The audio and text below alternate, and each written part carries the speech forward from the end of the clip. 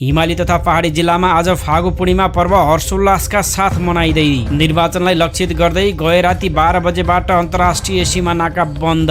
प्रतिनिधि सभा निर्वाचनमा 2 दिनमा काठमाडौँबाट 80,000 यात्रु बाहिरिए। सरकारले भन्यो मध्यपूर्वका विमानस्थलमा अलपत्र नेपालीलाई त्यही सुरक्षा प्रबन्ध हुन्छ। विगतमा जस्तै सेनाले नै मतपेटिका गणना स्थलसम्म पुर्याउने नेपाली सेनाको भनाई। इरानको आक्रमणमा परि युएमा 1 नेपाली सहित 3 जनाको मृत्यु। कूटनीतिक र संवाद मार्फत मध्यपूर्वको तनाव समाधान गर्न नेपालको आग्रह।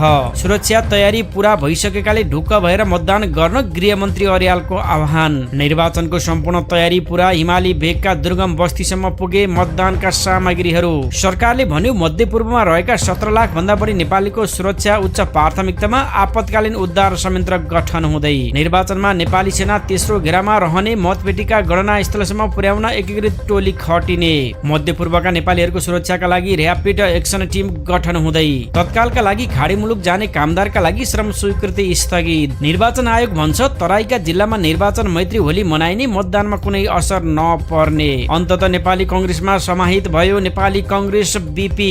मासिक 80,000 कमाउनेलाई 1 पैसा पनि कर तिर्नु नपर्ने बनाउँछौ भन्छन् कांग्रेस सभापति थापा। कांग्रेस सभापति गगन थापा भन्छन् घृणाको भाषा बोल्नेहरूकै सामाजिक सञ्जालमा हल्ला हुन्छ, यो अस्वाभाविक होइन। अमेरिका र इजरायलको पक्षमा उभिनु नेपालको दीर्घकालीन हित हुने भू राजनीतिक विश्लेषक अरुण कुमार सुवेदीको भनाई। जनमत पाए शासकीय स्वरूप र निर्वाचन प्रणाली परिमार्जन गर्ने नेपाली कम्युनिस्ट पार्टीका संयोजक प्रचण्डको प्रतिबद्धता। एमाले अध्यक्ष केपी शर्मा ओली भन्छन् यो चुनाव राष्ट्रवादी र राष्ट्र विरोधीहरू बीचको जनमत संग्रह जस्तै हो। पूर्व मन्त्री रञ्जितालाई छाड्ने आदेश बदरको माग गर्दै सर्वोच्चमा पुग्यो अख्तियार। सिंहदरबार जलाएको अभियुक्ति दिएका 1 पुरुषमाथि मुद्दा चलाउने उच्च सरकारी वकिलको निर्णय। दुर्गा पर्साईलाई चुनावसम्म हिरासतमै राखिने प्रशासनले दियो अनुमति। कालापानी नजिकका छारुङ र तिङ्करका बासिन्दा कुञ्जा सरे खलङ्गाबाटै गर्नेछन् मतदान। मोरङका सिडिओ भन्छन् ब्यालेट सुरक्षाका लागि बुलेट पनि चल्न सक्छ।